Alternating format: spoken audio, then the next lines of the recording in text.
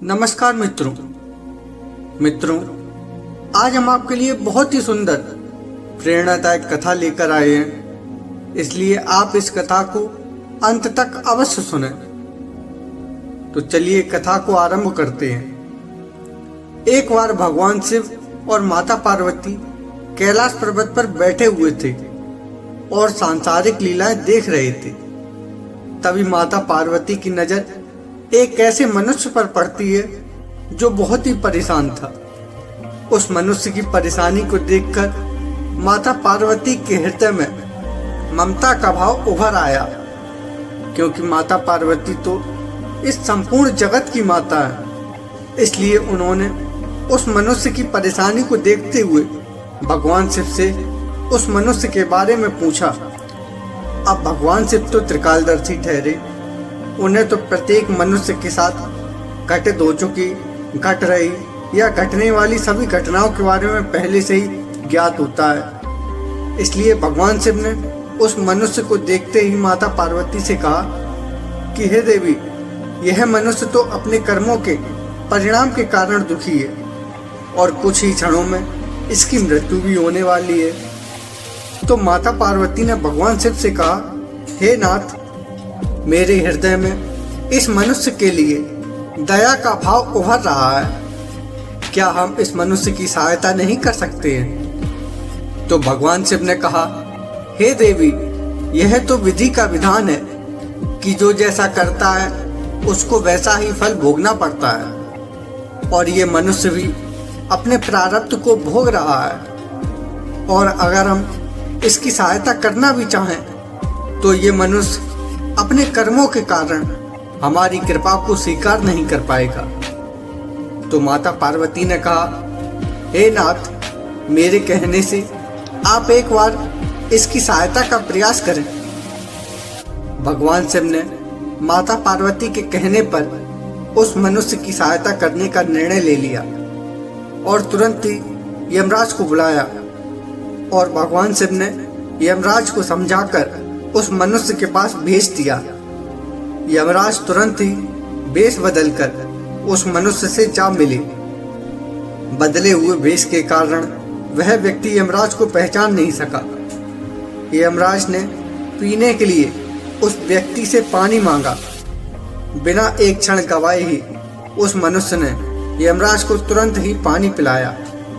पानी पीने के बाद यमराज अपने असली रूप में आ गए और उस व्यक्ति से बोले कि मैं यमराज हूँ और मैं तुम्हारे प्राण लेने आया हूँ। चूंकि तुमने मेरी प्यास बुझाई है, इसलिए मैं तुम्हें अपनी किस्मत बदलने का मौका देता हूँ। यह कहकर यमराज ने एक डायरी उस मनुष्य के हाथ में थमा दी और उस डायरी को देकर कहा कि हे मनुष्य, तुम्हारे पास 5 मिनट का समय है। इस डायरी में तुम जो भी कुछ लिखोगे वही हो जाएगा, लेकिन ध्यान रहे सिर्फ 5 मिनट। उस व्यक्ति ने डायरी खोलकर देखा तो उसने देखा कि पहले पेज पर लिखा हुआ है कि उसके पड़ोसी को जमीन में गड़ा हुआ धन मिलने वाला है। उस मनुष्य ने वहां पर लिख दिया कि पड़ोसी को गड़ा हुआ धन ना मिले, बल्कि उसको गड्ढे में से जहरीले सांप निकलकर काट लें। उसके अगले पेज पर लिखा था कि उसका एक दोस्त चुनाव जीतकर मंत्री बनने वाला है, तो उसने उसके लिए लिख दिया कि उसका दोस्त चुनाव हार जाएगा। और इस तरह वह पेज पलटता रहा और अंत में उसे अपना पेज दिखाई दिया। जैसे ही उसने कुछ लिखने के लिए अपना पेन उठाया, यमराज ने उस व्यक्ति के हाथ से डायरी ले ली और कहा कि बस तुम्हारा 5 मिनट का समय पूरा हुआ, अब तुम कुछ नहीं कर सकते। तुमने अपना पूरा समय दूसरों का बुरा करने में व्यतीत कर दिया और अपना जीवन खतरे में डाल दिया, इसलिए तुम्हारा अंत निश्चित है। यह सुनकर वह व्यक्ति बहुत पछताया, लेकिन सुनहरा मौका उसके हाथ से निकल चुका था, जिसके बाद यमराज ने उस व्यक्ति के प्राण हरण कर लिए। और भगवान शिव ने माता पार्वती को समझाते हुए कहा कि हे देवी, प्रत्येक मनुष्य अपने कर्मों के अनुसार ही फल को भोगता है। जो जैसा कर्म करता है उसको वैसा ही फल प्राप्त होता है। हे देवी, हमने मनुष्य के जीवन को सरलता पूर्वक करने के लिए मनुष्य को दिमाग दिया है, लेकिन वह दिमाग का सही प्रयोग अपने जीवन के लिए नहीं करता है, बल्कि दूसरों का अनहित करने के लिए अधिक करता है।